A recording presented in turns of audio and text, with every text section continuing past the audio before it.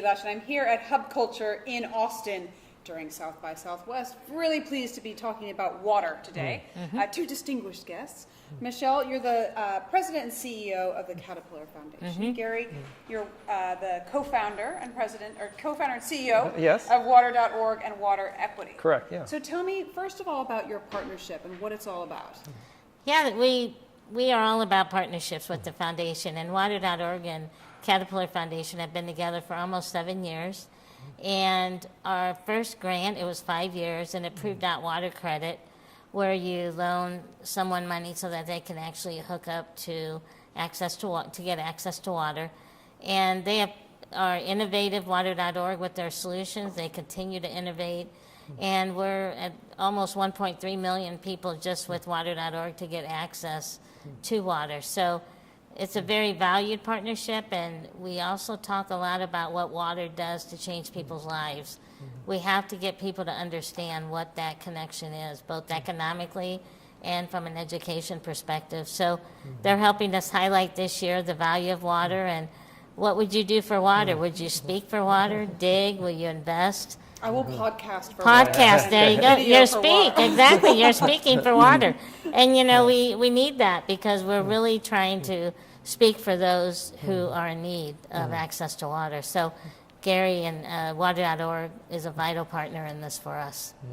Tell me a story about somebody that you've seen whose lives have been transformed by this access. Yeah, well, Michelle mentioned water credit, and I was just in Peru recently where the Caterpillar Foundation has helped us launch our work and has been supporting us. And I met a woman there in the slums who had one of these water credit loans, which meant she could pay, it was about $200 to $300 she had to pay for the right to connect to the utility. So she'd have a faucet right in her home.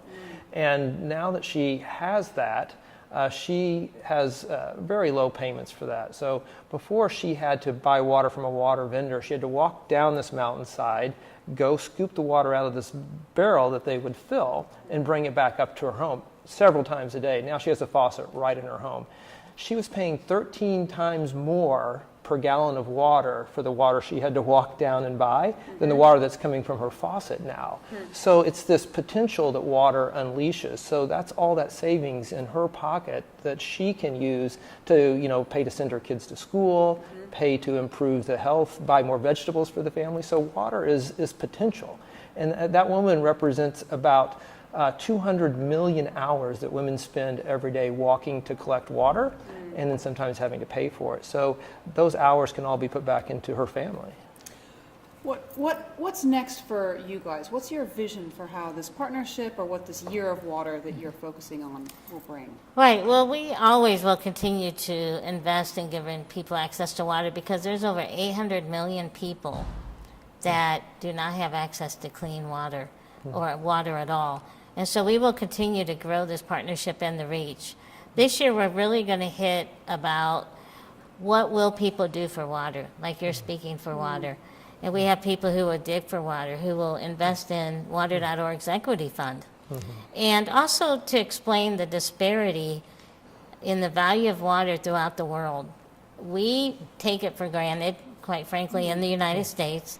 And yet when you go to places in the underdeveloped countries especially, it's wildly different what people think when you have access to water. First, you need it to survive, but you need it to thrive. And those are the two pieces that we're going to talk about. And Gary and I have a plan for the rest of the year, along with other partners, about how can we highlight this, give people call to actions, and really bring this home so that people feel an ownership that they want to help other people. Tell me about the equity fund. What does that do? Yeah, so water equity basically allows more capital to flow into solving this crisis, right? So it's something known as social impact investing, where people invest and get a modest financial return on the investment, but they get a huge social return. So for instance, our first fund, people that came in and invested $1 million over the course of the life of the fund, about 7 years, that will help 100,000 people get access to water. At the end of the 7 years, the investors get their funds back, and in the meantime, they get a distribution each year. So you can see we can unleash so much more capital because we've used, the philanthropic capital of the Caterpillar Foundation to set all this in motion to correct a market failure that's really there, that the poor need this capital. Once we correct that market failure, we can leverage that up with the water equity investing. So for every dollar that has been invested philanthropically, we've turned that into $33 of additional capital to help people get these loans. So that's we'll invest for water. Exactly. Yes. All right, Exactly. You That's will another invest. one. That's right. Yes. That's right. And this year we're going to be launching a broader platform so people can come in. They don't have to have $1 million to invest. We're going to make it so they can come in as low as $100 and then make that investment and help people get water. Gary, Michelle, thank you very much for stopping by Hub Culture. Thank And you. good luck with the year. Yeah, thank you for having us. We're so excited. Yes. Thank you.